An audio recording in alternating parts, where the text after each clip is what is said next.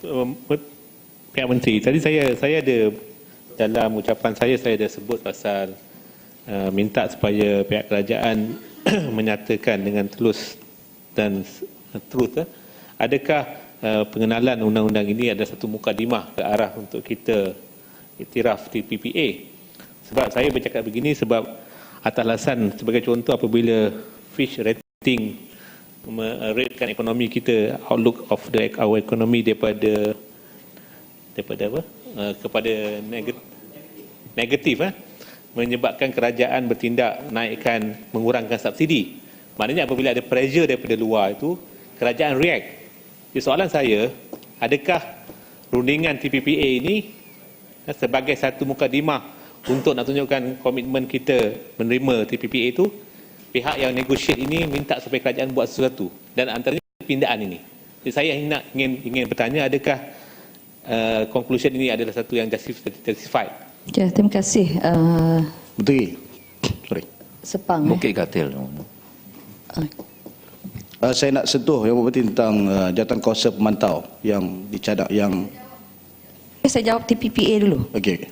Tadi saya rasa, saya tak tahu kalau Sepang ada di sini, saya sudah jawab mengenai TPPA ni. Sebenarnya TPPA ni, Tuan Dipertua, baru datang hari ini.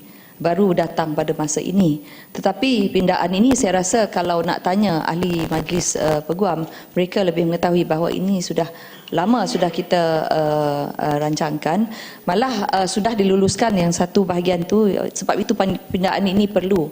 Kerana kita perlu membawa mengenai isu mengenai fly in fly out dengan izin. Sebelum itu ianya disekatkan. Jadi oleh kerana kita bercakap mengenai liberalisasi, sebelum itu kita tak ada cerita pun mengenai TPPA.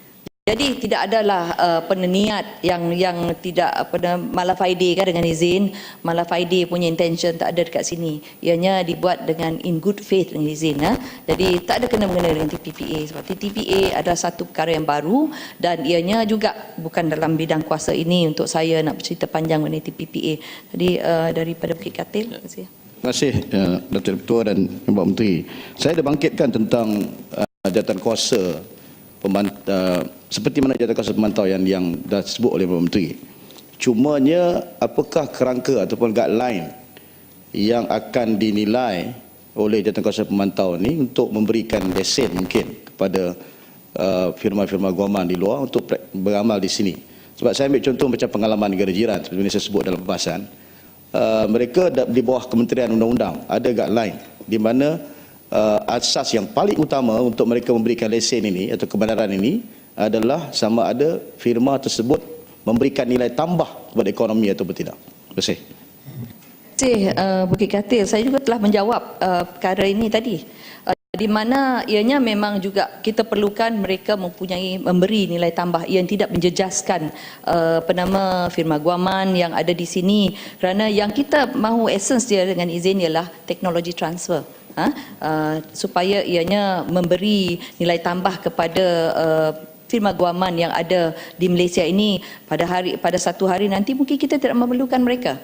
Jadi kita ini hendak dikatakan kita cuba supaya peguam-peguam di negara kita sendiri akan lengkap dan mempunyai kelengkapan dari segi ilmu yang ada, ataupun ada yang berlaku di sini ialah di mana banyak hal, misalnya dalam Islamic banking dengan izin, ini telah berlaku di negara lain tapi ianya dikira agak baru di negara kita, maka dengan itulah kita memerlukannya.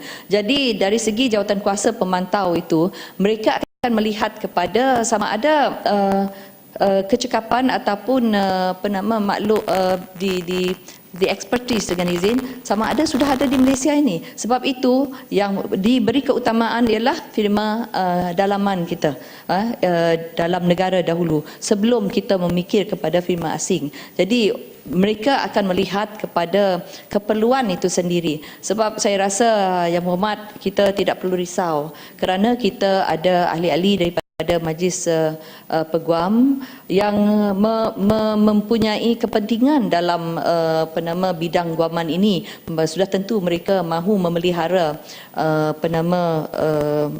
dia punya skop mereka yang ada, petugasan mereka dan rakan-rakan mereka yang terdiri daripada peguam di Malaysia ini.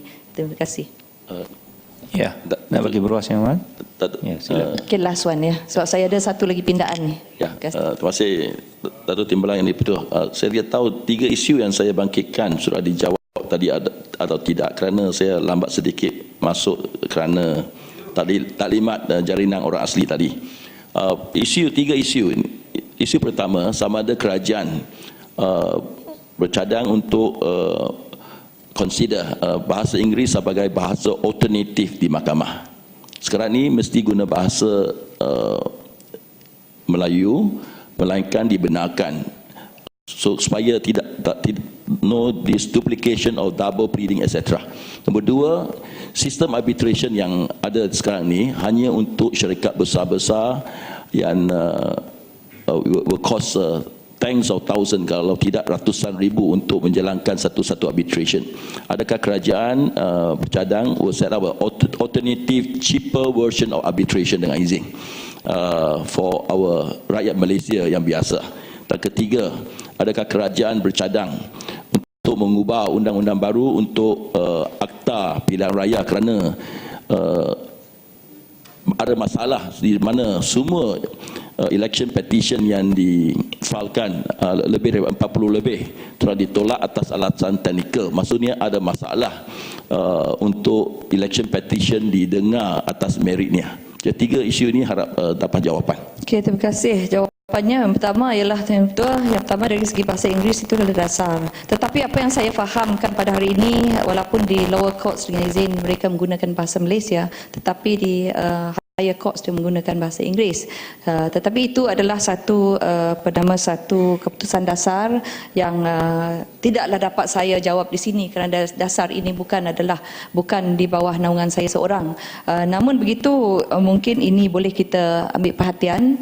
Dan kedua, dari segi arbitration, saya rasa saya minta kalau boleh beruas nak bahaskan lagi, sebab isu arbitration kita belum pergi lagi. Saya ada pindaan satu mengenai KLRCA ni lepas ini ya.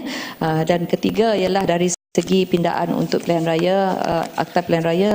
Oleh kerana itu merupakan satu cadangan, mungkin kita boleh ambil kira dengan pihak peguam pejabat dari ahli dari AGCs yang ada bersama kita ini, mungkin boleh diambil kira sama ada ianya akan dibenarkan atau tidak. Saya rasa itu akan dikajilah. Saya rasa bukan hanya